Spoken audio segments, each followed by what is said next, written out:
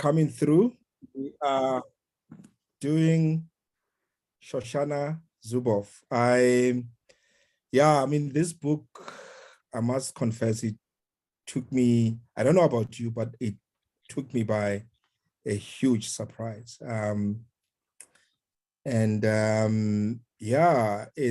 It really shook me. I mean, there was a point, and I always say this, that there was a point where I I felt like throwing my smartphone into the river and just running to the mountains, because it somehow sobered me up a bit. But it's quite an amazing book, I think. And I'm looking forward to your thoughts. Yes, it's long. But yeah, I found it very intriguing. It really took me by by surprise. But so this is what I will do. I will do a 10-minute rundown of what the book is about, and then I'll open the floor for you to for your thoughts. And and I know others have already put a caveat to say they're gonna be diplomatic, and that's okay. But I think this is an important discussion to have, and I'm hoping that we'll all of us will feel free and open to to discuss what our thoughts and our views are. So I've prepared a bit of a slide presentation, so I will just quickly go through it. I think when I do that, it helps me to put my thoughts together instead of being all over the place. So as the order of the day goes, whoever's facilitating will just do some opening summary of the book, what the book is about, and then we open the floor for discussions. And towards the end, we'll rate the book. We'll talk about what worked and what didn't work, and and we'll close with that. So I'm just gonna open. That is, if my technology allows me. Yep, there we go. Okay. Shoshana Zuboff. She's, took me by surprise, I must say. Age of Capitalism. Quite thick book, very thick. If you are reading it via audio, I think it's about 20-something hours. So I've done both. I've read the hard copy, and it's like, this is the main, for me, this is the main course, and the audio is the dessert.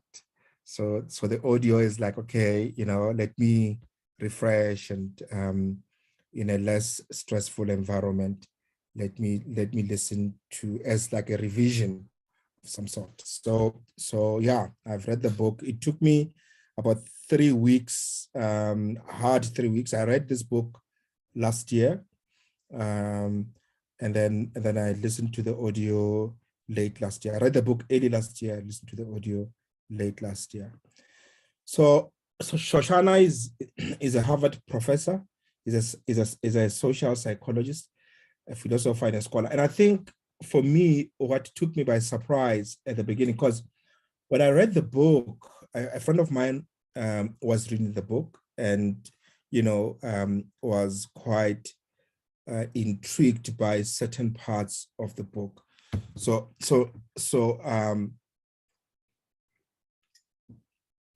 And so he would then show me certain paragraphs, and I'm like, you know what, I need to read the book. So when I read the book, I just bought the book and I jumped straight into it. But later on, I then realized that actually this book because all along as I'm reading the book, I'm thinking this book is written by a tech person, by somebody who's in the tech space, by somebody who's a techie, or somebody who's one way or another involved in the technology value chain. And only after I've read the book, I then realized that actually Shoshana is not even a tech person; he's a psychologist. And he was so this book, so to speak, is a psychology book, far more than it's a tech book. And for me, that was a bit of a sort of like a surprise, to say this book was written by a psychologist. And what I often do is, after I've read the book, I would sort of try and go into YouTube. Firstly, I try and see if the author has a TED talk, or then if not, then I go into YouTube and I'll try and listen to some of the interviews.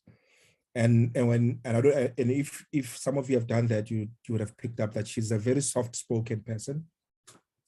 And in one of the interviews, so they ask her, so you don't own a smartphone? And she says, no, she doesn't own a smartphone. So they're asking about how do you make calls, receive calls, and whatever. And she's like, she's got a landline, but also if she has to use a cell phone, she she switches on the phone, makes the call, and when she's done, she switches the phone off and takes the battery out. So I was like, what? Okay. In this day and age, one can mistake her for being a laggard, for instance. But I mean, when you read the book, you sort of try and get the point that she's trying to make. What is surveillance capitalism? Basically, surveillance capitalism is tech companies taking people's data and using it to make profit. So they mine our data and they sell it to advertisers. They call it targeted advertising. So they sell it to advertisers, and advertisers, they then get to know how we behave. And as a result, they then are able to target us with adverts. So what Shoshana is saying is, basically, we are being used by tech companies to sort of see what we like, what we talk about, what we spend most of our times doing, and based on that, then they target us with adverts. And the book discloses how, and the two culprits, I mean, I know there's others, but the two culprits that Shoshana is talking about in the book is Facebook and Google. And the data that they're looking for is your location. So they track your location, they track your search history, they track your contacts, your browser history, biometric data, photos on your smartphone, everything that's on your smartphone, your contact details, your numbers, they have it. So they have everything. They even listen to or they record, or somehow they have, if they want to, they can even listen to your conversations. And of course, then this information is then analyzed, and of course there are behavioral trends, and based on those trends, then they are then being sold to advertisers to advertise whatever products they want. And this is where, for instance, you'd be on Google and you are searching for a book, or you're searching for something, and you go into a couple of websites. And when you then go into Facebook or any of these other social media platforms, then suddenly those products that you were searching on Google then appear on your social media, and those are appearing as adverts because they're trying to convince you to buy. And this gives credence to the whole thing that if it's for free, you are not the customer, you are the product. And these platforms are for free. You access these platforms for free. Google, Gmail, Facebook, social media generally is for free. And we use it under the impression that it's for free, but actually we are the products. So as you feed this platforms with information, how you feel, what you're thinking, and all those kind of things. They are taking that information, they are analyzing that information, and then they are selling it to advertisers. So there's two profiles. There's your profile that you see, that you are inputting data, and then there's another profile that is exactly you. You don't know about it, but there's another profile in the background that's analyzing your behavior, that's analyzing your spending patterns, your location, how you post, what you post, the pictures, but also on your phone. It's not only just on your social media. It's also on your phone.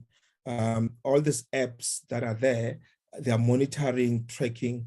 And the thing with these apps is, and she says in the book that, tech companies will always say, no, but there is terms and conditions before you accept using an app, for instance.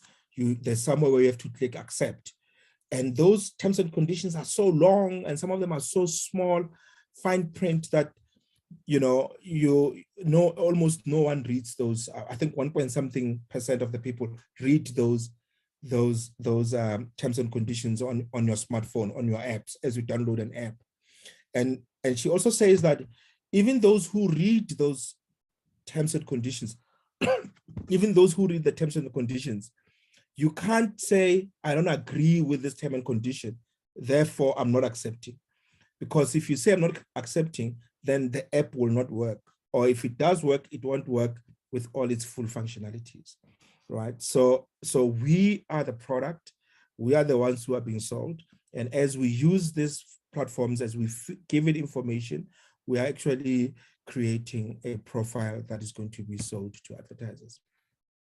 So Google is the first one that was off the blocks with mining data, which makes sense because it was a search engine.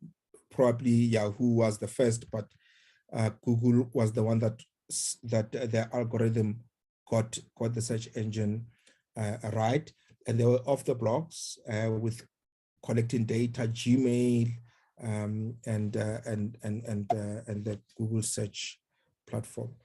And once they went from bleeding money to about 3,590% increase in their revenue in just 4 years.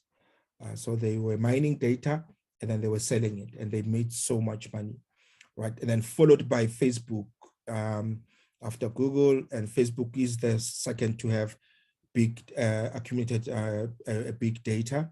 And so you have Google followed closely by Facebook. But all that they do, they collect our data, sell it to advertisers. What do they sell? They sell our email addresses, contact information, phone numbers, website visits, photos, whatever that is on our phone. So as long as you have a photo on your phone, they might take it without you even knowing. And I think that's what surveillance capitalism is that Big Brother is watching everything that you're doing. And I think in one of the chapters in the book, she talks about the fact that, and I think for me, it was like, whoa, right? She says, it's like our phones are like handcuffs. So our phones are sort of like, because everywhere you go, you always have your phone. And it's as if you are like a sheep that's been chained with a tracking device on its neck. With us as humans, we're not chained with tracking devices, but we are like sheep because we always have our tracking devices with us, and we carry our tracking devices, willingly, without anyone forcing us to carry our tracking devices. We carry our tracking devices, and everywhere you go, the location is updated, and we are able to see where you went. For instance, I mean, you get to see guys who jog in the morning, and they show us how many kilometers they made, and time, and all those things. Google takes that information. They take in that information and they're mining that information, and there's a certain trend that's coming. And probably you don't mind, you don't have a problem with anyone taking your data, and that's okay. But they're using that information to start targeting you and to start selling to you. And one of the things that we obviously know is the Cambridge Analytica scandal that broke out, I think was most prominent in the Brexit elections, where people were saying that they were targeted with certain adverts, for instance, that, and the thing is, you won't know because the advert comes only to you or only to a few people. And those adverts will be saying things that are outrageous about other European countries, for instance. And the aim and the goal is to try and nudge you or push you or convince you or even sometimes shock you to a point where you will vote the exit in the referendum, for instance. And the same with the Trump election, for instance. Some of the people were targeted with specific ads so that it convinces them to start voting against one candidate and voting for another candidate. And there's a TED talk given by, I forgot the lady's name, where she talks about how this was done. There was a whistleblower from Cambridge Analytica who came forward and says this is what they're doing. They're targeting people with certain adverts so that people can vote in a specific way. And what Shoshana talks about in the book is she calls it behavior modification. What these tech companies are trying to do now is they're trying to modify our behavior. So it's not good enough that they have our data, but they're also trying to modify how we behave. And of course, these guys, they're insisting that you can't regulate us, the technology is too complex, and they're lobbying against being regulated. And of course, how do they do this? Obviously, it's through cookies. It's through the cookies. I didn't understand cookies for a very long time, but it's through cookies where they collect these cookies and they're then able to, based on the cookies, they're able to sort of track which website you went to, how long were you there, and which pages were you in, and they're able to collect those cookies and they're able to then analyze it and then sell it to advertisers. So a study showed that 83% of cookies came from third parties, not websites that were actually visited. And 92% of that was Google tracking the cookies, were collecting the cookies. 92% of the global cookies, 92% of it is Google tracking it. So you go into a website, say for instance, you want to buy a car. So you go into Mercedes-Benz, for instance, you want to buy a car, Google, because Google has got access to Mercedes-Benz website, they're collecting the cookies, and then they're able to then, when you go into anything else, they're able to then sell that information to an advertiser, and the advertiser is able to then start pushing Mercedes-Benz adverts on you because you were on a Mercedes-Benz website. So yeah, know what you want, and Google will be able to know what you want and tell you before you ask the question. And this is what it means, because they can see, they're monitoring you. It's a surveillance. So they know what you're looking for. They can see what you're looking for, and they're then able to tell you what you want without you even asking them.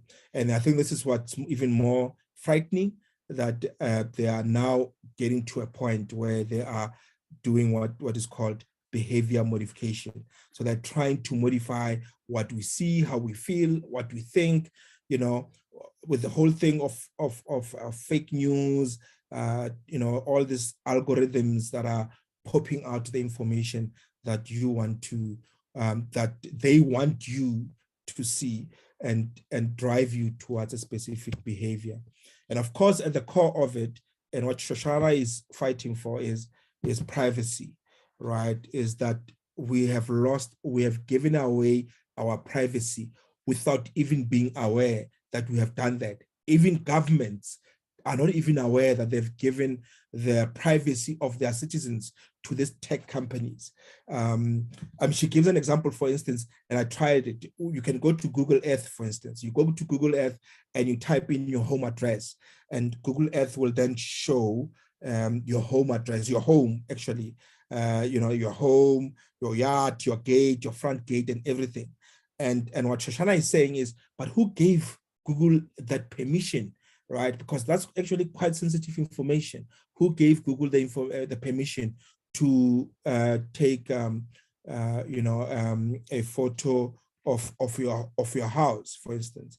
I mean, she goes to an extent of saying that actually these tech companies, they know more about us as citizens of a country, far more than the government of that country knows. So I found that to be quite powerful. And the laws, obviously, there are a few laws to protect personal data. And I know in South Africa, we have the POPI Act. And I think that that POPI Act was also trying to counter what Shoshana is worried about, right? The browsing history, phone calls, phone numbers, emails, addresses, location, all these things should be private. And I need to be able to give permission.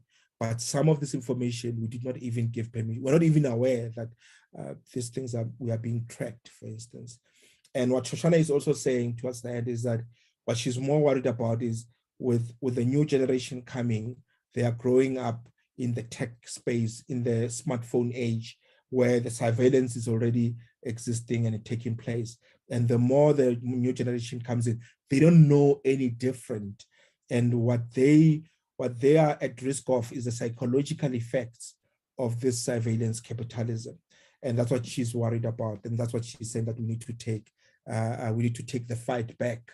We need to fight back and take the fight back to the tech companies, because if no one stops them, there's a chance that they might do more damage than what they are currently doing. So yeah, that's the book, Surveillance Capitalism, Shoshana Zuboff. I thoroughly loved the book. I think it's more detailed, but I think it's well researched. The examples, the analogies that she uses, I found them to be quite insightful. So yeah, that's me. Anyone? I really enjoyed this book. I enjoyed it. Anyone who wants to go? How did you guys find the book? Evening all. Yes, Mr. Kunene. Yes, I did buy the book. However, I couldn't read all of it. I read 3/4 of it, but I listened to more YouTube videos. Time was not on my side, but it's amazing how she looked at this whole surveillance capitalism. I wonder what prompted her to write the book. Very interesting that I know on my side, every third month on my Google account, I get a map of where I've traveled. So if my partner were to be checking where I go, she would find out exactly where I've been when, because it details everything and wherever I've been. And when I saw it at first, I thought, how do I switch this thing off? When you switch it off and you want to use Google Maps to go to places, then it doesn't work. Yeah. So you have to switch it on. So one way or the other, because you're no longer using map books now, we're using Google Maps. You are forced to use it. So they know exactly where you are and you have a history. I also thought that, in fact, one can use this in case you've been accused of doing something. I wonder if this can be used at court, that, no, at a particular date, I wasn't there, but I was at this place and my Google Maps can show. That just came to my mind, if that can be used. Other than that, it is a good book, quite thick. I thought I would finish it, but with the load shedding and that, I just lost hope in trying to read the book itself. Then I went to listening to the audio YouTube videos, of which gave me a much bigger picture as to why she wrote the book and what it's all about. It is a wake up for all of us. Trying to fight it, do we have a chance of fighting it? I wonder. I don't think so. Looking at the young ones, the youth who are attached to their gadgets, quite interesting if to find out if they knew all of this, would they go at it as they going now? Yeah, it is challenging. She's raising a good point. Interesting that she doesn't own a smartphone. She still use um landline, as you mentioned earlier. I deleted my Facebook account some time ago. I didn't want people seeing my photos and people tracking my birthday and that. I still have a bit of information there, but I'm thinking about it quite intensely. But it is a good book. It is a wake-up call for one to think about. So yeah, and I'm looking forward to hearing the views of others. But you are right. I think one of the things that the courts do use it, not most rather, but I know some of the cases are being solved by tracking. They are obviously get permission. They subpoena the service providers, MTN or Vodacom, to provide your location of your phone. So if you were on the and it's so accurate because it can tell where you were at what time. So if you're on the murder scene at a particular time, I actually know personally of people who were convicted and are serving life sentence now because when they were executing a heinous crime, one of the things that they were linked to the crime scene was through their cell phones, and they didn't know. So yeah. So they do use it. Yeah, I also started minimizing my use of social media after reading the book. Like I'll only use it very minimalistic as and when I need to. But yeah, I mean, it's quite shocking how she came to write the book, if I'm not mistaken, because she is a psychologist. One of her clients who was asked her a question to say, is there still space for humanity going forward in the future? Because it seems like, and that one of that client, I think, was getting retrenched from work because his job was being replaced by a machine, by an AI robot. And I think that was part of the discussion to say, is there space for human beings? Is there space for humanity if the machines are going to be doing everything?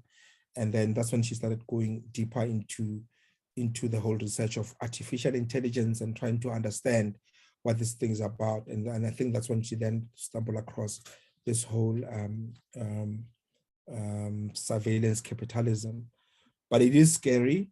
I feel like the only control you have is to switch off your phone, take out your SIM card. That's the only control you have, because if you want to use these gadgets, and these tech companies have created that dependency.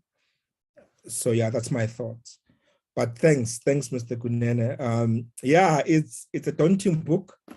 Yeah, it's not I can read it over the weekend. You really need to pace yourself because it's very daunting. But I loved it. I really loved it. Thank you.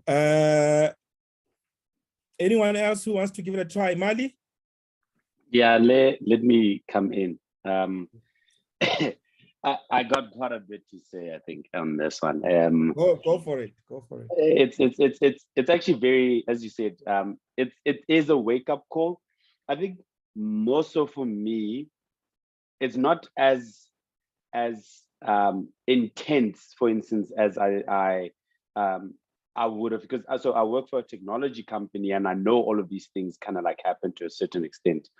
Yeah. But for me, what was sad, especially, was more around the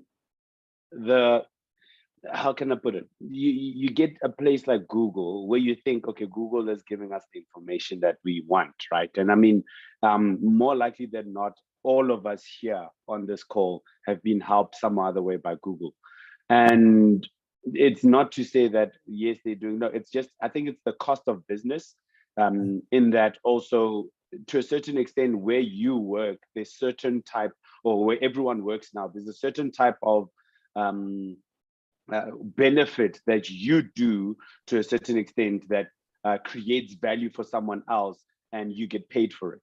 And I just think that those guys, your Googles and your Facebook, that's basically what they did. Now, the only problem I had, or the biggest problem I had, was more around the, let's say, the spying on people, the not necessarily what they take, because I mean, at the end of the day, I can go and look at someone, let's say, on the road. I mean, there's people, in fact, there's people, and those people, I like, me and my younger sister, actually, we in the past would like to sit in a mall and order something to eat and sit by the entrance where we can see people passing and just look at people and kind of like, discuss people. But now it makes it a bit more personal, obviously, with the technology. But again, my problem has always been, and now even more so, especially with Google, now that I realized basically what they were doing, where, for instance, with they mention a part. So I read half of the book. I haven't finished it yet, but I'm still, every day I put in my 30 minutes there whenever I can. But one of the things that they discussed was when they were doing Google Street View, and how Street View basically went out and just went and hacked, basically, in a way, hacked people's Wi-Fi's and all of these things, so that they can gain the data, as much data as they can, to kind of like know what people are doing, do this whole behavioral thing that's going on. And for me, that's where the problem comes, is that they don't have a limit. They've been given too much power for their own good, and that shouldn't necessarily be happening the way it should. Now, as Tulani had said, can we stop it? Chances are not.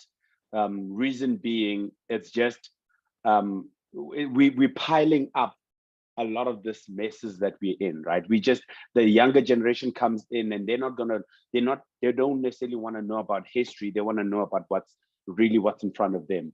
And if you're looking at only what's in front of you, you tend to only do what's in front of you, and not kind of like think of what is the cost at which I'm giving my data or whatever to.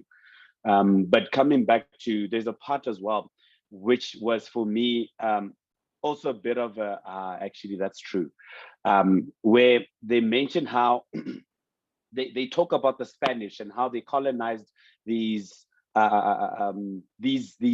all over the world, where they'll get to a place, they'll camp on that place, and for them, their beliefs are stronger than anything anyone else believes. So they are going to take over the land. So they'll get there and they'll talk in Spanish to these natives that don't understand Spanish, and basically read them the rights and say, listen, we are coming to take over this thing. You can either walk back, or you can come and we will fight you, and we have the right to take it. And then, because it's inevitable, they'll eventually just take it by force. And that's basically what these guys in technology are doing, right? Is that the scope of what is happening across the world is so vast, that what can happen across the world is so vast, and there's so much innovation that is happening, that it's impossible, not even it's improbable, it's impossible for governments to actually track.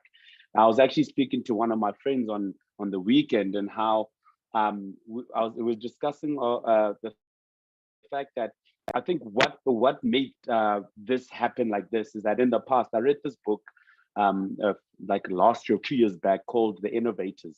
And they talk about technology and how technology came about. It's also quite a long book. It was like 18 hours when you listen to it. Yes. And how a lot of what we got from the innovators came from governments. Now, it was easier for governments to kind of like control who does what when and what this technology does, right? And for me, that was a bit better because the funding was coming from government to create these things. But now, I guess with time, money, and everything else, people were able to say, okay, but we don't need government because the resources that we needed from government, which is the money, we can now do. And then it created the slippery slope of people now thinking more of what used to be for government protection is now a tool to gain power and a tool to one up someone else. As it was said again in the book, where there's who knows, they mention this thing quite a lot of the time. Who knows, who decides knows, and who decides knows. And that whole analogy in itself as well was quite interesting because again, we have lost ground as governments, let's say, in the world to kind of like keep these people on a, on a, to wet blanket them, to say, whoa, wait, let's continue. Okay, we understand what you're doing, let's continue. Now it's a free for all. I mean, the fact that Malesela can come here and also create an application that will help people, and this is inverted commas because all of them do that. They say we're helping people, but then they gain it for their own capitalistic benefits. And I think that's where the problem again is that people have become so selfish and so self-centered in a way. I mean, for lack of a better word, to not consider other people. Now it's touching again into philosophy and into ethics to say, when you teach this person about machine learning, you're teaching them a whole variety of machine learning, what it can do. And this person for themselves think, you know what, this would be amazing, but to help people do this. But for me to help people do this, I need to gain access to people's data. And I know people will not willingly just give me the data. So you know what they don't know won't hurt them. So let me just take it. And that's exactly what the Spanish did, coming back to that.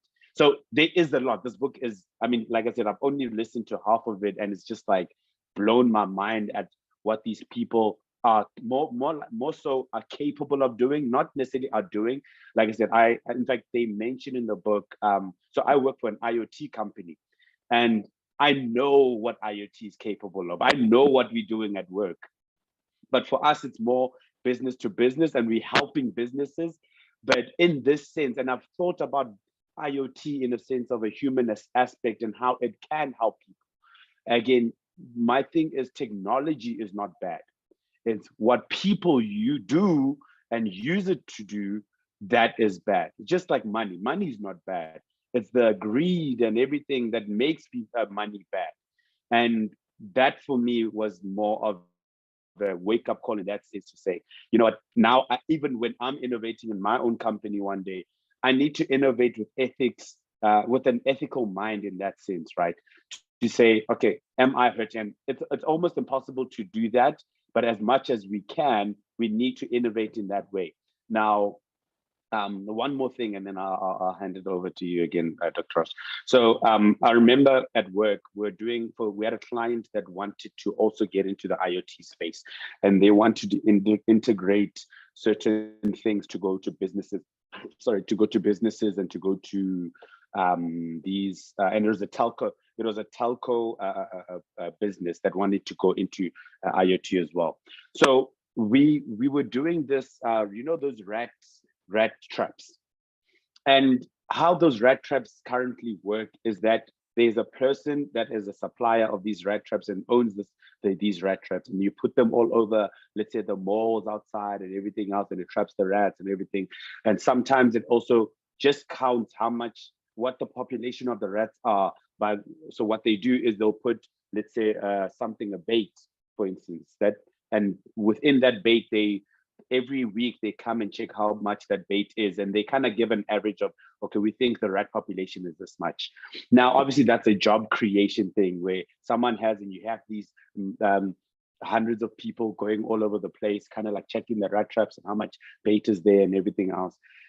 So this client wanted us to IoT this rat trap so that they don't have to send people to it, but rather just measure as the traps go in. You say, okay, this is the amount of rats that have come in. This is how long they stayed into the machine or into this thing for, and those kind of things. And we had two solutions. The one solution had was quite accurate but very slow.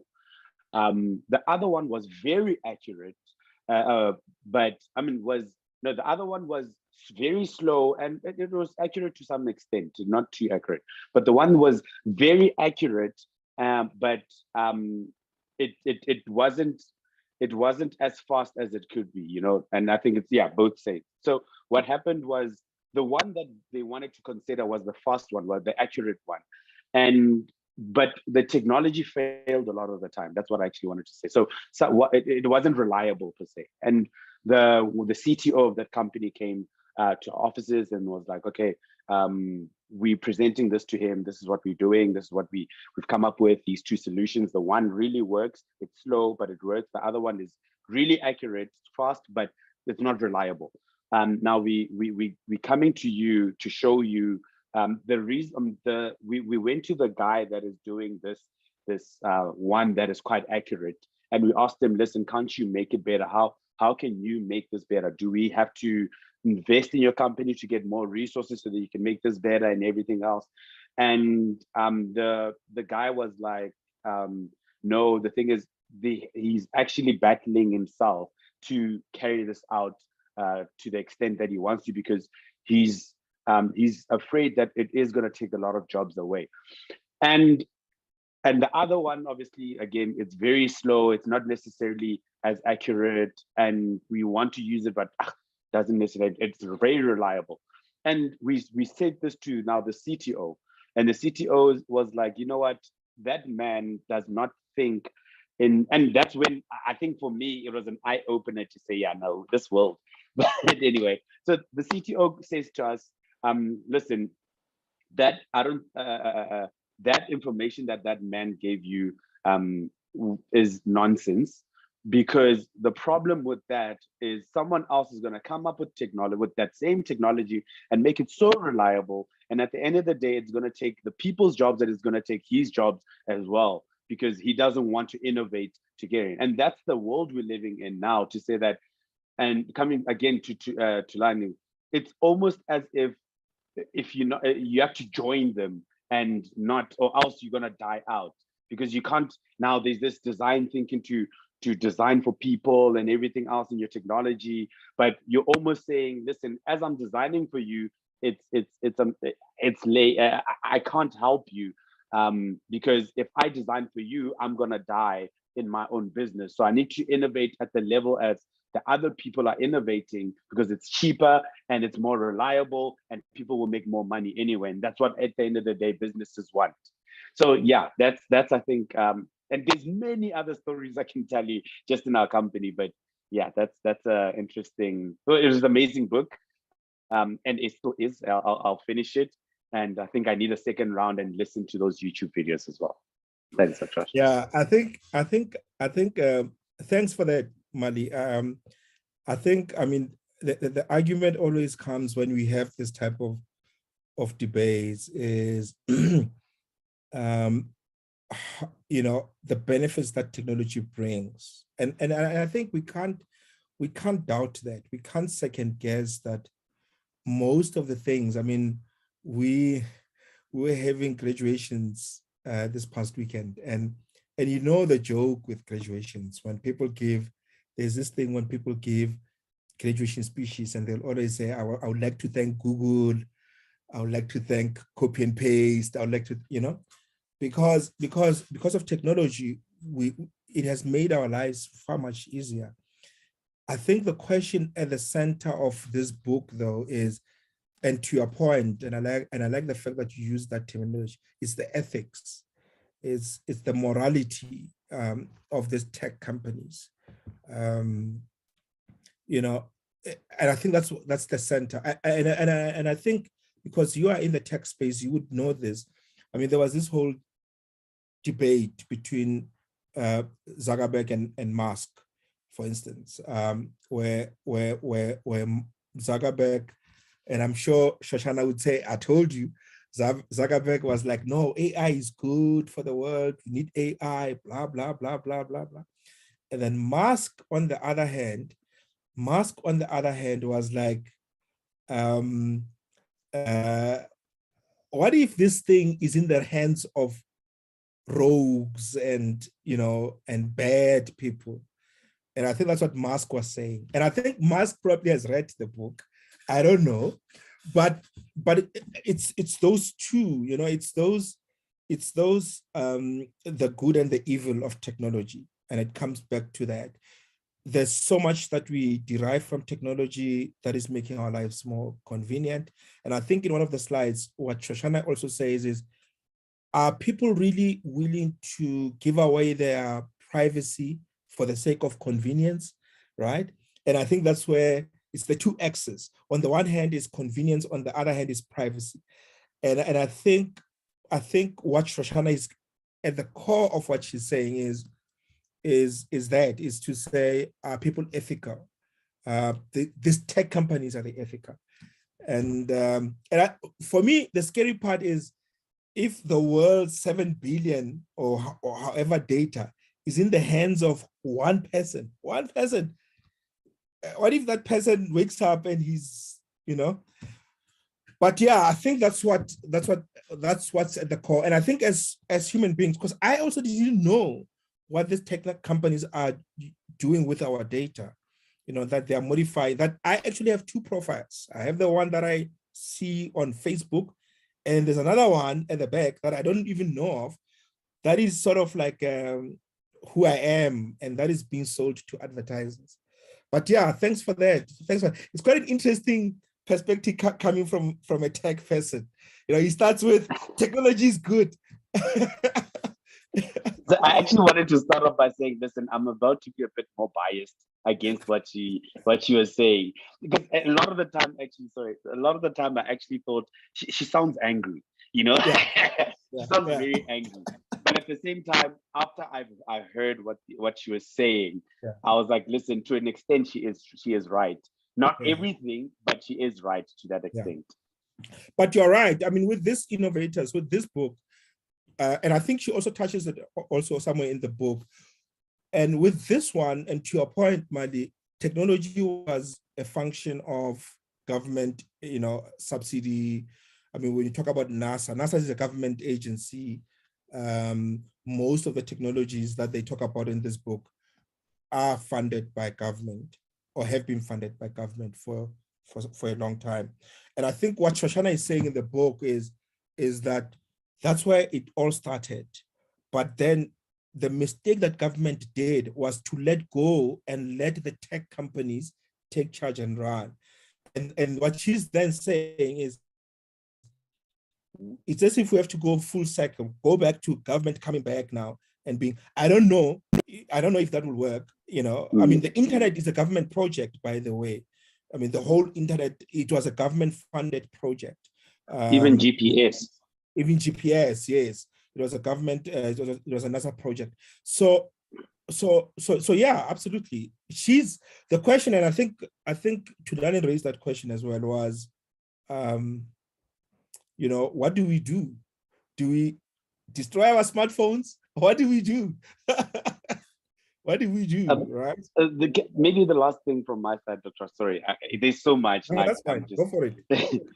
So there's a point to that, to say, as much as what do we do, I think it's more of a psychological thing that we need to do rather than a government thing.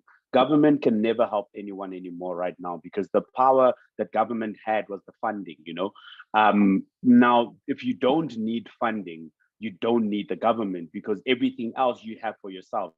You can, I mean, we live in an age where I can buy a mine overseas just to mine cobalt and to get my batteries into play before anyone else. And that's exactly what Elon Musk was doing, right? They bought shares into this Congolese, I think, company that mines cobalt for their batteries. And now, obviously, the first choice person is my owner anyway. You know what I mean? And that's what I'm trying to say, is that it's government cannot stop what they've created. That's the one thing. And then the last thing was, I remember listening to this podcast the technology podcast. And there's a lady in America that started a company that only services government. And they asked her, listen, I mean, this company has 1,200 employees, and the tech company that services government. And they asked her in that interview that, would you ever consider going back into private? And she was like, listen, it's not to say that I don't want to go into private. The only problem is government is playing a chasing game. The government will never be at a place where they are ahead of private, because they do not run after profit. And the thing about profit is it's driven by efficiency, it's driven by convenience, it's driven by all of these things, and government is not driven by that. And now, because it's not driven by that, they are always going to be chasing. That's why it's very hard to put policy in place, because Mark Zuckerberg said it is very complex stuff. Now, the question is, how do you govern ethics? You know what I mean? Yes, it's always been there, but the ethics are, you don't know what you don't know. So it's impossible to discover something if you're not even looking for it. And that's exactly what government is. They're not looking for profits. They're not looking for efficiency as much as what profits, as what private is doing. And therefore, they will always be behind, running after the guys that are in front, which is the private companies trying to look for all those profits and, giving back to the shareholder, as they say. Yeah. All right. No, thanks, Mali. Trini, you are next. But I think I wanted to say something, Mali said about that. I mean, and that has always been a cat and mouse game between government and innovators. Innovators innovate, government regulates. So innovators come with whatever improvements. Government has to look at how that improvement works and what are the potential harmful effects to society, and then they have to regulate. I mean, it's the same thing when Henry Ford came with the Model T, and there were so many cars on the road. There were no seat belts, right? Until there were lots of accidents, and then only then government says we need to regulate this. We need to fasten your seatbelt. And the funny part is, when government forced people to put seatbelts, hippies were so against it. They were like, no, the government is like, restraining us. We are not kids, we are adults. So it's so funny how this cat and mouse game, now with the whole self-drive cars, and I think Professor Marwala in his book, the Fourth Industrial Revolution book, he gives an example of, here's a self-drive car, an AI car. It's driving on the road. There's a child who throws a ball in front on the road and comes running to collect the ball. What does the self-drive car do? Does the car hit the kid, or does the car swerve and maybe risk hitting someone on the side of the road, right? And those are some of the issues that regulators have to grapple with, right? I mean, the best that government can do today was to say, no. If you have a self-drive car, you need to be behind the wheel. Even if you don't control the wheel, you just need to be there just in case. Like, I mean, what kind of a law is that, right? But that's the chasing game that they're having. So yeah, you're right. I mean, innovators innovate, government regulates. But thanks for that, Mali. Memakasa, I know you've got an interesting story to tell because you worked with Google, but because you don't want to burn your bridges, you're gonna play it safe. Areko. It's a bit tough. I'm even scared. So when I started reading this book, I thought it was like one of those easy books that we normally read, but I found it hard. Especially in the beginning, I thought, why would Dr. Roche choose this kind of book? It first read like a conspiracy theory. It was like I was having a conversation with my husband, because he is everything about conspiracy theory. It's him. So I thought it was something out of the dark web. But then as I absorbed the information, I just realized how insidious these entities or these organizations have been in collecting my personal data. And I remained ignorant throughout. I enjoyed the convenience of the latest technology, because if there's an app for anything, I want it. If there's an app for being productive, I want that. And as a consumer, I didn't realize that every privacy law permission that I granted to use all these various digital services, such as your water drinking app. Like, my life is run by apps, you know, a running app, a period tracker, cloud solutions, even for my personal storage, and also for my business. I also use social media for business and personal. And I love taking pictures, especially for my experiences when I travel. I'm even a local guide, which is something that Google offers, and Google Maps, you know, so you feed information data about where you go, you give reviews, you sort of like improve the experience, the local experience for people. So the only thing I'm getting out of that, you know, it cannot be monetized by me as the consumer, but all I get is just a badge, you know, and with the hope that one day I'll be invited to Silicon Valley with other local guides. But what I didn't realize, which is like, I'm not okay right now, ever since I started reading this book, and I've been, I didn't finish it, but I've been also on YouTube, TED Talks, and also looking at the webinars that she's given, and also even looking at other people's reviews. And for me, when I look at every photo, video that is taken, it contains this hidden data, and it shows time, location, where the photo was taken, yes, and even the type of device I was using, the camera settings.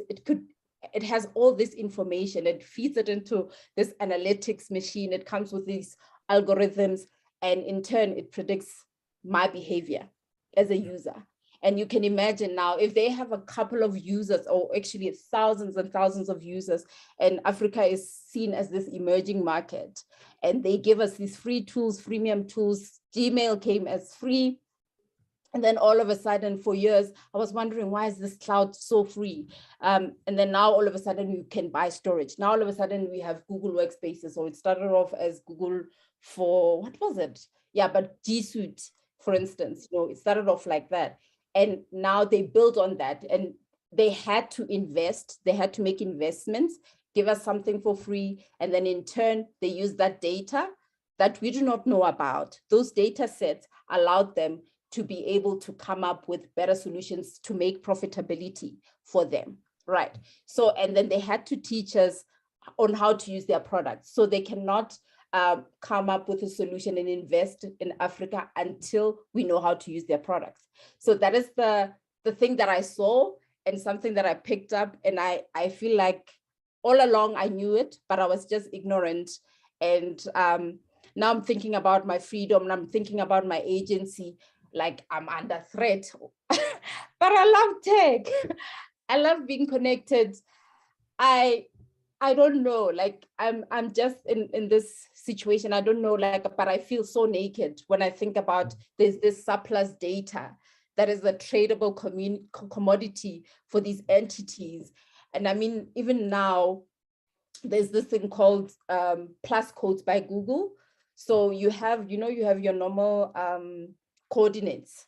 Then you have, yes, you have Google Earth, you have Street View, but then there's this one, it's called plus codes. It measures even your square, where you are, like your square meter. By square meter, it can actually locate you. So people who do not have addresses, meaning that everyone, even if you're in the desert somewhere, there's no road, you can be found. And there is this actual digital address that one has. And I was discussing it with a business partner. We wanted to run it for local villages. And now one day when I was requesting an Uber from my house, I actually knew that, okay, there's an Uber happening in Polokwane. We actually have an Uber because I hate Taxify. So, but at the convenience of Uber, I'm like, okay, there's security and things like that. So let me try Uber. I was just checking it. And when I put in my location, it actually put the Google Plus codes. It did not put the address. Do you understand the technology? Like, it knew where I was exactly. So if someone, let's say there's a war, if someone was to locate Chweni, because based on these data sets that they've been mining from me for quite a while, they would know exactly where Chweni is. My computer, my two laptops, I mean, my two phones, they would know exactly, even the smart TV. Do you understand? So like, I just feel so naked. And when I then, the fact that there are these shadow undetected operations that come from this surplus data, which is connected, and it is far from the original intent that I signed up for. And also, I don't know what I signed up for, what I agreed to, because I'm like, I don't know how to read. I think you mentioned earlier that, you know, the terms and conditions, the privacy laws, it's all like legal jargon I wouldn't understand. Even a lawyer themselves, before they could even present a case in the courts, they would have to read that and have to interpret it and understand it with lots of council members there, you know. So it is, I just want to do it fast because I want to use this, right? It's the next thing that I want to use for improving. But now I now thought about, how do we outlaw this surveillance capitalism that we are as South Africans, you know? And I went to look at the current legislation that South Africa has. And I looked at, there's a paper that was out by the Electronic Communications Act. This is done by the Department of Digital Communications that was previously run by Minister Stella Ndabeni. So what I see out of there is that the South African government has adopted a policy already on legislation framework on data and protection policy. But as much as that is there, right, it doesn't take into account the control, the use of data in the digital economy, none whatsoever. So it's pretty useless. Then well, I shouldn't say that because I also try to work with government, but they are, however, they're also aware that with the advent of the fourth industrial revolution, it makes South Africa and its citizens, we are vulnerable, and that our behavioral data is sold for advertising. That they know.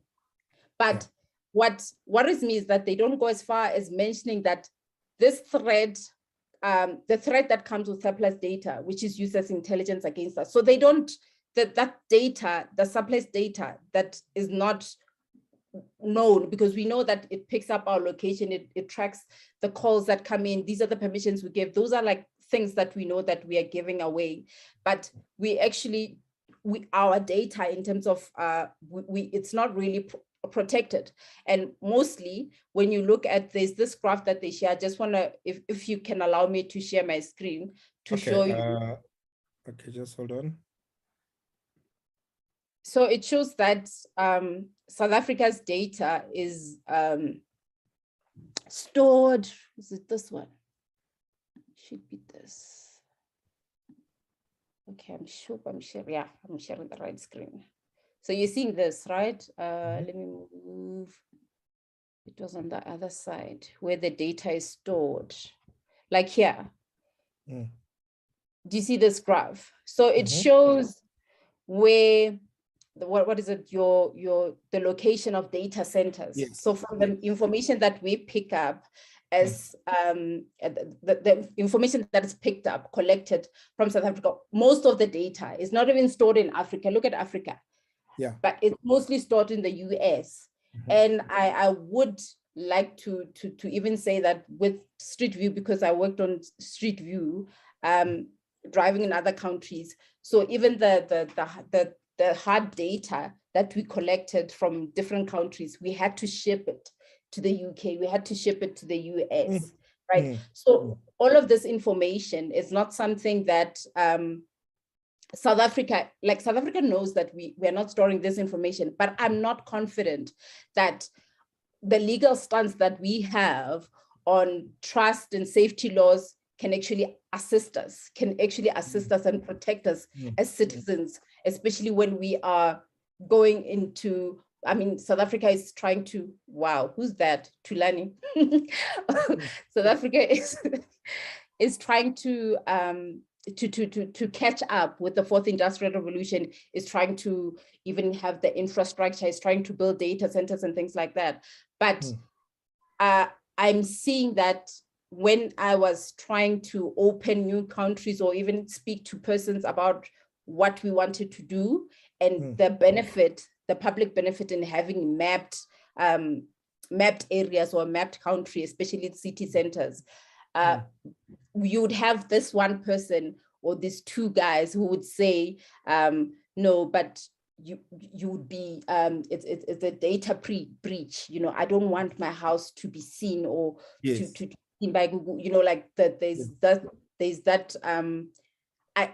Then because I was being paid yes, but I also didn't understand this thing that I didn't even know about this surveillance capitalism as a theory or even as a form of practice by these big companies. I would have understood better as to why certain people would say, do not drive around our military area, do not drive by the King's Space, by national key points, you know? So now when I look at this, this framework, and yes, it does not take into account the use of data where it's stored. And I don't see, Malisela, you said that when it comes to government, we are always trying to catch up. So we are reactive in a sense. Our laws are reactive. We are never innovative because we work on, like, there's our profit, where our profit is service delivered. Whereas in the sense of privatization or private companies, profit is money, like they need to make money. Where here they give you a budget from our taxes, and so there's no stress to innovate at all. There will always be money because citizens are being taxed. So now I see that I'm in a position where I'm conflicted. I'm trying to understand, yes, as an individual, and also as a South African who somehow is in a love-hate relationship with my government. How can we get to a point where we do not leave this responsibility of protecting us from the surveillance capitalism and the surplus data being used? How do we then work with them to actually get to a point where we are safe, we own our data, we own how our data is used, and for whom and how it's stored and where it's stored? So I don't have, yes, I don't have confidence in the GDPR that's been passed by the EU. It seems like it's just a broad policy for people to look at. And then, yes, we also have the POPI Act, but I don't feel like they can protect us. So it's unsettling that this where we are currently. And I feel violated. My privacy is violated, and I don't know, but it's I love the book. I definitely honestly love the book, and I love this lady. Thank you so much for introducing her to me. It has awakened me, because I was literally just ignorant, a consumer. I knew that there are these privacy, data, trust and safety laws, the ethics that come with AI, you know, because AI, you have to feed all this information, you have to collect people's data. There's data mining, you know about this. There's IoT that Malisela mentioned. So technology in its own, as where we are currently, it's just, it thrives, or it thrives and on people's data. And the data, the way it's collected, it's actually a breach of personal space, our digital space. So metaverse, Lord, I don't know what will happen to us. Let me stop sharing. It's getting worse and worse. No, it doesn't get better. Like, I'm not sleeping well. Yeah, no, they say data is the new oil, so I guess that's what they mean, eh? That there are people who are mining this thing, and we are just willingly giving it to them, like on a silver platter, like willingly, you know. I actually asked, I see your hand, Tulani. I actually asked Professor Marwala about the same thing, because I think when we were doing his book review, I think sometime last year, we invited him to come and we had a discussion with him, which is something that I think we need to do also. We need to get one or two authors to join us. I'm actually thinking of getting this guy to come and join us, but we'll talk about it later. So I asked him to say, you have got a PhD in AI, you know what's happening, all these things that I'm talking about of data privacy. So, and you're on social media. So what's your view?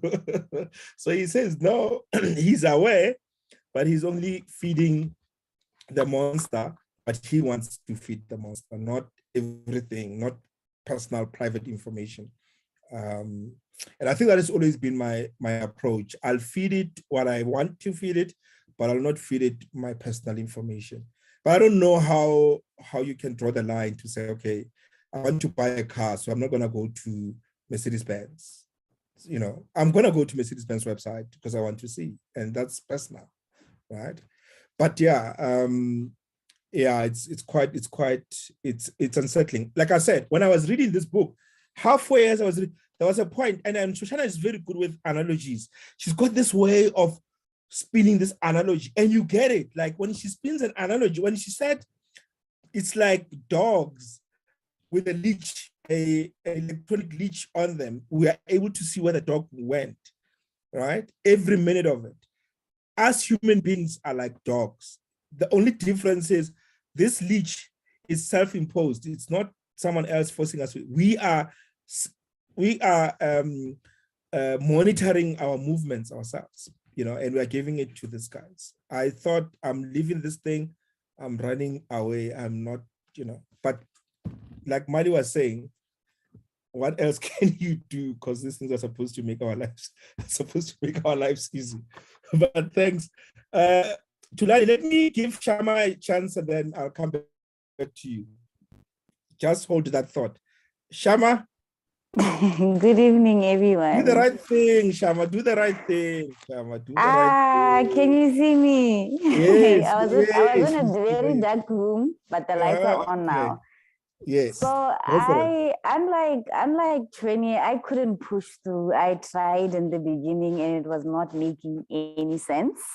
So I decided to just put the book aside, and because it's sort of not my kind of things that I like reading, so I really couldn't read, but I've just decided to show up because that's what we do in life. We show up whether you read the book or not, and just listen to everyone. And it's been really enlightening to hear everyone's input. And it sort of reminded me of a show on Netflix, I think called Social. I think it's about social media, and it just talks about how these people are following us around and all of that. And like how Dr. Roche said in the beginning, that if you're not paying for it, you are the product. And I think that's what we really are, and I think after listening to everyone, I will go back now and read the book because I have a bit of light. And yeah, that's all there is to say from my side. You know that you're a product, Shama? I do. No, I'm saying before this, did you know that you are a product? Like, did you know that, this thing that you get for free, actually you are the product? Yeah, I think you've mentioned that in one of our classes, one of our Lora classes. So I've always known that. Yeah. I've always sort of known, like, if you're not giving anything, you are the one that's the hook, Yeah. And I mean, it's like, for instance, you can't even use the banking app without turning on your location. Even just the banking app, like, we are being used, and I don't see how we can we are being used, and I don't see how we can win this war that we are in. For instance, I'm also not on Facebook, and I think I'm trying to get off Instagram, Twitter. I'm not very active, but my thing was, how someone would post and what they ate yesterday, where they went, what they did, what they were wearing. And I remember this one time I was in a mall and I was looking at a guy. I'm like, I'm sure I know this guy. Later, I'm like, oh, from his Facebook, because he posts everything else. I'm like, I don't want to be this person. That's why I left Facebook. But other than that, we are just like on the chessboard. They're playing around with us. And I don't know if there's anything we can do, honestly. Yeah. I mean, the book, though, I mean, it's written by an academic. I mean, it's well researched, definitely. But remember, Shoshana is a psychologist. She's a philosopher as well. So, and she hits very hard. I mean, this woman hits very hard. She pulls no punches. Once the punch is there, it's there. She's not holding back. And the more you read the book, the deeper you go, the deeper she goes. She's not like, I think it's enough. She goes. I mean, she looks at this book from different angles: Google, Facebook, a bit of Apple there, you know, and the app, she goes, you know, and I think for me, that's what got me through the book, because the examples, the analogies, she just goes, and I found that to be quite interesting. Thulani, you wanted to say something? Yes, with 20 there, I was trying to increase the screen so I can see those stats, and I wasn't aware that I was able to draw something there. But other than that, just to add on a few things, on one of the things that she talks about is that Ford as well, they want to sell their cars cheap, but also include a way of tracking the data. So it's no longer about cars now. It's about tracking this data. So when you drive, the vehicle is tracking your data. So it's now competition between Android and Ford and whoever wants to get this data. Currently, they say that as we're using Android, we give 90% to Google. So Google owns about 90% of the data that they're getting from Android. So everyone is fighting for this surveillance, and I wonder where we're going to end up with this, because as you mentioned earlier, we just need to feed the monster what we think is good for them, not everything that they want. Yeah. In fact, Thulani, interesting you say that. I mean, I was listening to a podcast a few days ago, but I mean, I've heard this before anyway, where they're saying that cars today, you know, I used to have a mechanic. Let me short. So I used to have a mechanic. I grew up, this guy was fixing my dad's cars when we were young. So when I started working, I started using, you know, one of the cars at home, and he would fix it. Bralolo. Now that guy can't fix any of the new cars today. He can't. Like, he's clueless. Like, what happened to you, brother? Like, the cars today are complicated. They tell you about computer box and what. So, I mean, and Miley can testify to this. Cars today, they are being dubbed computers on wheels, right? Because everything feeds from the central something, and it's sort of like a CPU. And everything is, I mean, they're talking about the fact that in the future, your car will, when the tires are worn out, or if there's something wrong with something in the car, and I think they were referring to Tesla cars, and they were saying that they can, because they're connected, they can actually order spare parts from the dealer to say the tires will be worn out in 2 months. There's that order. You wake up one morning, 16,000 gone out of your account because the car ordered new tires, all new faucets. You'll just go crazy. You didn't even budget for it, you know? So you're right, absolutely. It's going to get worse. I mean, if cars are gonna now be computers, right? I mean, I don't even want to talk about people hacking into our computers. They're gonna hack into your car and they're gonna drive it to where they want. They're gonna kidnap you in your car. It's gonna be crazy. So, you know, you can't now say to your wife, Thulani, I'm going this way, and then you go that way. Month end comes, she puts a statement. So let's see, where did you go? It's crazy, eh? But yeah, it's the data. It's the data. I mean, it's insane. Remember, we are even wearing wearables, you know, those wearables, watches that takes our blood pressure, whatever. You know, that data also. I mean, Apple has got an Apple Watch, right? So you put it, that Apple Watch, and your health information also, you know, they'll know that, you know, in the next 5 years, we must send out information, medicine to Africa, because the data that we have tells us that Africans are going to suffer a certain disease because of the wearables that they wear. Is giving us that information. So we have 4 minutes left, colleagues. Let's wrap up. And Shweni, you mentioned something about Samsung TV. There was a big thing where Samsung TV was caught listening to the people in the house. I don't know if you remember that. where it was caught out listening to the smart TV. It was caught out listening to people. So as you are talking in your living room, there's the smart TV is recording the information. So yeah, it's crazy. There's this, sorry, there's this device. Oops, oops, What? oops, oops, oops, oops. What's that? Like it's Google Home. Whoa, you can see it. My God, how do I have to? Oh So yes, I can see it now. yeah, Google Home. So it's got a mic. Yeah.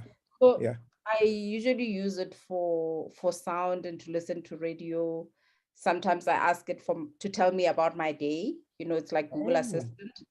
But then sometimes I should switch off the mic and it detects my movement and it would say to me, your mic is off.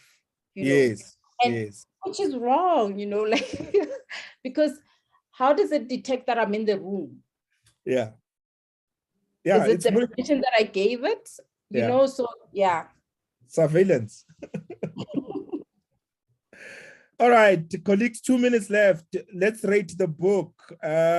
Shama, since you didn't read much of it, I'm sure you're gonna give it 1 out of 10. Or what's your rating?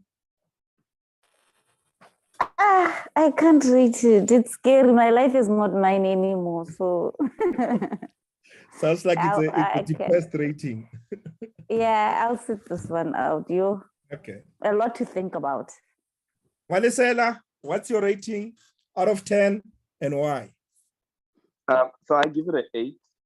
8. The reason I give it an 8, yeah, like I said, it's a really good book, very detailed. I think it's one of those, as you said, you have a main cause and dessert. It really needs a main cause and dessert, but at the same time, I think it's good to show you what not to do if you want to build a technology company, and that's why I give it an 8. He said, think about what you're doing before you just build it. As you know, I'm trying to build my own thing as well, and it's around data as well. But it's to think, how do I build this in an ethical way without actually, and the thing is, sometimes it's not going to happen where I'm probably going to step on some feet. You can never please anyone in the world.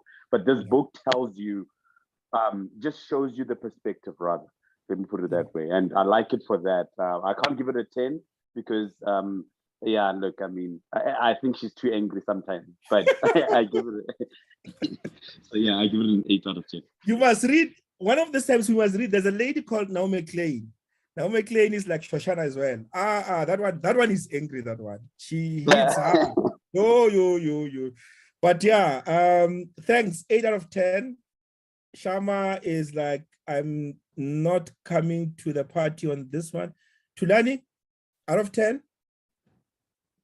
Well, I'll give it a 7 because I didn't read the whole book. Okay. But 2 things. It was not an easy read. Maybe it's because I was quite engaged with other things. It's not an easy read.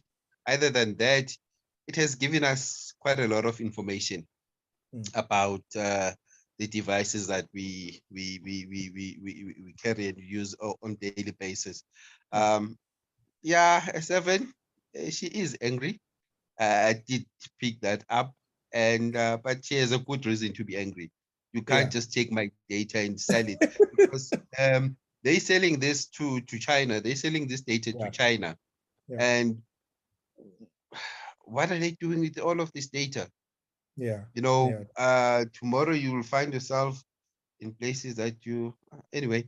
But then we are in prison in a way. We are in prison, and we can't get out of that prison. So. She's highlighted that in our lives. So I'll give it a 7. 7, awesome.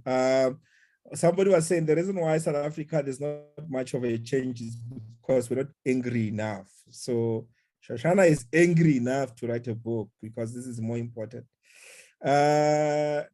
Metroini, out of 10. So I'm saying if we had more Shoshanas in South Africa, in Africa, would actually be a superpower to take over and outlaw what's currently happening with surveillance capitalism. So I liked reading it because I think it placed me back into school because I studied sociology, I studied psychology. Oh, nice. I could relate a lot with what she was saying. And so I enjoyed it a lot. 9 out of 10, though I'm unsettled as a human being, as a consumer of technology and a creator, or I think I'm a creator, I don't know, or I'm being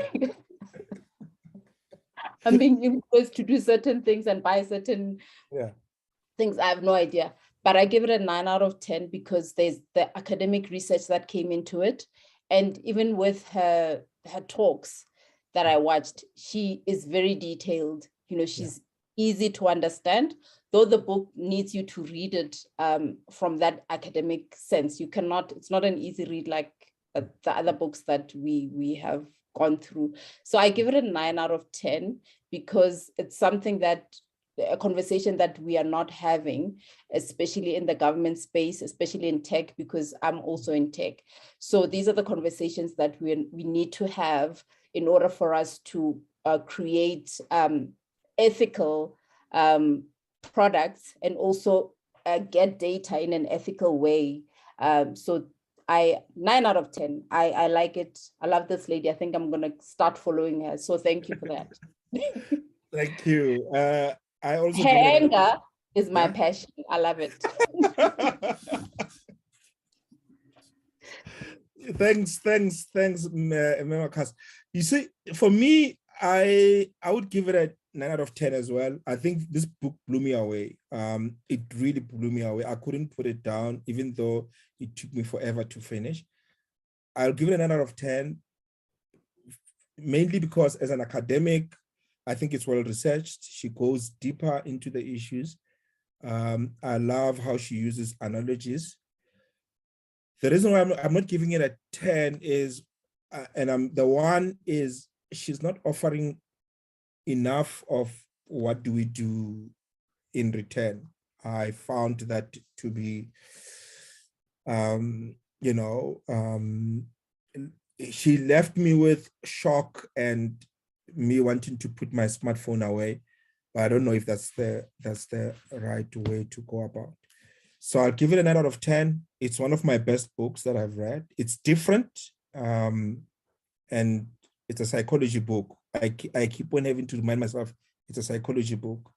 But yeah, and I think having read this book, I don't know who mentioned, I think it's Shama, mentioned there are a couple of documentaries on Netflix on social media, the effects of social media.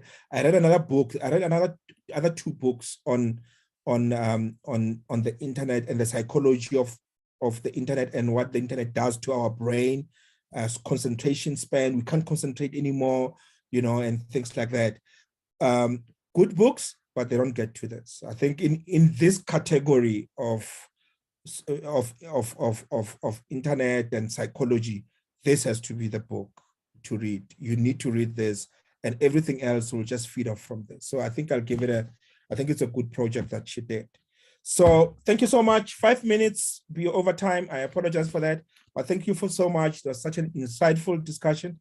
And our next book, we are taking it easy this time, Shama. I hope you like this one. Shoe Dog, Phil Knight. I'm not so sure who, Marisela maybe will like it. It's a biography by, if you're into shoes, this is the book. I loved it. I've read this book 2 years ago. Somebody stole it from me. I bought it again, so it's still in the pack. So we are doing Shoe Dog. I'll set out the date. I'll communicate the date, but it's gonna be 4 weeks from now. So that's where it's easy to find. I'm trying to look for books that are easy to find so that Shama in Gaborone, you can easily find it. So this one, you should be able to find it in major bookstores. So Shoe Dog, Phil Knight, and I will send out the date, but just count 4 weeks from now. But I'll share the date just to confirm. Thank you so much, colleagues, and apologies for the 6 minutes over time. Have an awesome evening. Thank you. Thank you, Doc. Thanks. Bye, everyone. Thanks, everyone. Thank you, everyone. Bye. Cheers. Bye-bye.